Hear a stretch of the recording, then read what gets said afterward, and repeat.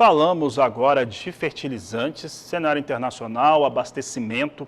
A gente sabe muito bem que, por exemplo, a safra norte-americana eles já estão colhendo. Aqui no Brasil, a safra de verão está pronta, né, para ser cultivada, só o clima que não está ajudando. Mas os fertilizantes, eles podem ser afetados de alguma forma por conta de mais um conflito no mundo. Nós temos ali a invasão russa ao território ucraniano e temos esse conflito armado entre Israel e o grupo Hamas na faixa de Gaza, ainda ameaçando esse conflito ainda ficar maior. E todos esses elementos, eles acabam influindo, como eu trouxe há pouco, no petróleo, que está com preços muito mais elevados, se nós compararmos com semanas atrás. Temos um dólar que está mais forte no mundo todo, por conta dos investidores estarem bastante assustados com o cenário econômico internacional, e isso tudo também afeta o fornecimento de fertilizantes, já que Israel é um importante fornecedor.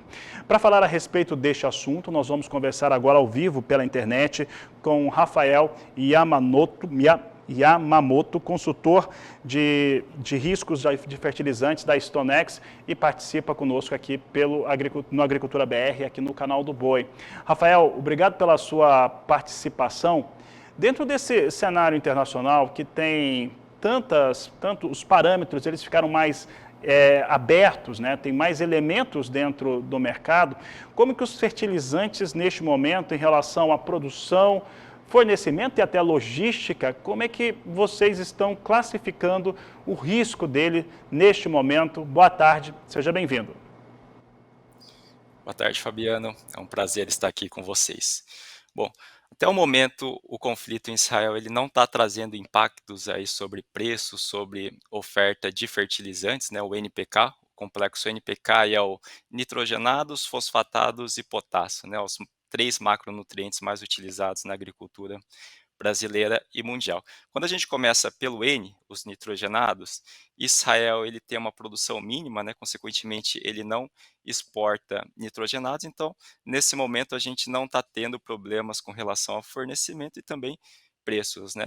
E um sinal disso é que os preços internacionais de ureia, né, que é o nitrogenados aí com bastante relevância, ele está caindo nas principais praças internacionais nessas últimas 2 semanas, por exemplo, Oriente Médio, Egito, Estados Unidos, estão caindo aí cerca de 20 a 30 dólares, e o próprio Brasil está com certa pressão de baixa sobre os preços, né? Então, até o momento, isso não está impactando. Claro que se tiver uma possível escalada aí do conflito envolvendo outros países do Oriente Médio, alguns países do Oriente Médio, isso poderia trazer certo problema, né, visto que a gente tem aí outros países importantes do Oriente Médio que são produtores e exportadores de nitrogenados, mas por enquanto isso não está impactando.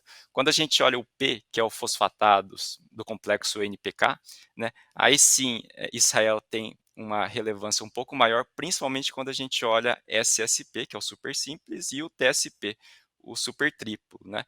Esses 2 produtos, ano passado, do volume total importado pelo Brasil, 18% veio de Israel, né? Porém, quando a gente analisa fosfatados como um todo, aí juntando o MAP, que é o fosfatado de alto teor mais utilizado aqui no Brasil, e o DAP, esse valor diminui, né? Vai para 7%, pois a relevância das importações brasileiras de MAP de Israel, ela não é tão forte. Quando a gente olha o K, que é o do NPK, o cloreto de potássio, é o último, né? Aí a relevância é 9%, então do volume total importado pelo Brasil ano passado de Israel, 9% era de Israel, né? Porém, as últimas atualizações, lá em Israel são basicamente 2 empresas produtoras, exportadoras de fertilizantes, né? A última atualização que a gente recebeu de uma dessas empresas é que, por enquanto, a produção, toda a cadeia produtiva e de exportação não foi afetada com esse conflito, né? Mas é um ponto de atenção que a gente precisa estar monitorando. O que tem acontecido no mercado de fertilizantes Por exemplo, os valores em queda para nitrogenados, até a realidade de fosfatados, cloreto de sódio também, é algo que já vinha antes, né, desse cenário que nós temos de conflito de Israel e também um outro conflito que já está instalado há mais de ano em relação à Rússia e à Ucrânia. Hoje dá para dizer que há alguma estabilidade em relação ao fornecimento e isso explica também a acessibilidade ficar maior em relação ao custo de aquisição? Com certeza. Então, se lá em 2022, com o início da guerra entre Rússia e Ucrânia, os preços atingiram as máximas, lá em abril, maio de 2022, né, devido a toda essa questão, a Rússia, que é o maior exportador do complexo NPK, né, juntando os três nitrogenados, fosfatados e potássio, só que a partir de meados de 2022, a gente começou a ter um canal de baixa dos preços, né, devido à normalização do fluxo de exportação da Rússia e também a certa destruição de demanda, né, o produtor aí aplicando menos devido ao preço alto, relação de troca pouco favorável, e nesse ano os preços encontraram certo suporte, né, então a gente está vendo aí os preços do cloreto de potássio, fosfatados trabalhando em um canal mais lateral, nitrogenados também, mas ela mantendo a sua volatilidade, né? Nitrogenados, ureia, ele sobe e desce com mais frequência.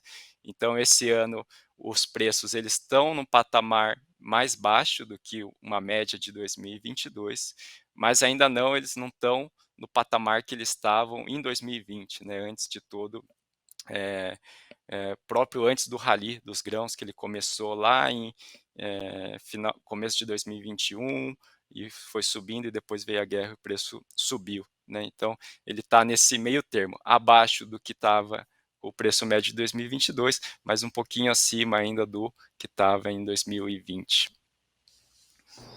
Rafael, e pensando nas projeções que nós temos, até pensando aqui na safra brasileira, nós vamos ter uma segunda safra ou safra de inverno no centro-sul do Brasil, com a entrada dessa segunda safra, que normalmente é milho nessa região, ela entrando lá por volta do mês de março. Então ela fica muito próximo ali, pensando nos momentos que tem o cultivo, ela fica muito próxima de estar fora da janela e muita gente pode até semear fora da janela por conta desse atraso que há agora em relação à semeadura da soja. É uma situação contrária do que tivemos na safra passada. Para a safra de milho, é natural ter uma aquisição menor de fertilizantes? Qual que é a expectativa que se tem para essa aquisição? E pensando também que soja e também o milho, que são as principais culturas, têm margens menores nessa campanha 23-24, vocês acreditam que o investimento será menor? Essa é uma boa pergunta. O mercado, quando a gente olha na ponta, ele segue parado, né, para a safrinha de milho, né, visto que a relação de troca, principalmente com nitrogenados, com ureia, ela não está fantástica, né, ela está acima da média dos últimos 5 anos. O cloreto de potássio ele está num patamar um pouquinho melhor, porque o cloreto de potássio, a queda dele foi um pouco mais expressiva. Inclusive, o cloreto de potássio entre os três é o que está mais próximo dos patamares que estava em 2020, né? Mas a tendência é que o produtor tome a posição mais perto do plantio, que também é normal para o milho, né? Para a safrinha de milho, que o produtor geralmente espera aí a finalização do plantio da soja, devido aí para ver questão da janela, questão de clima, né? Então é natural essa situação. Mas ainda é cedo para falar se vai ter ou não diminuição de investimento, diminuição de aplicações aí de fertilizantes.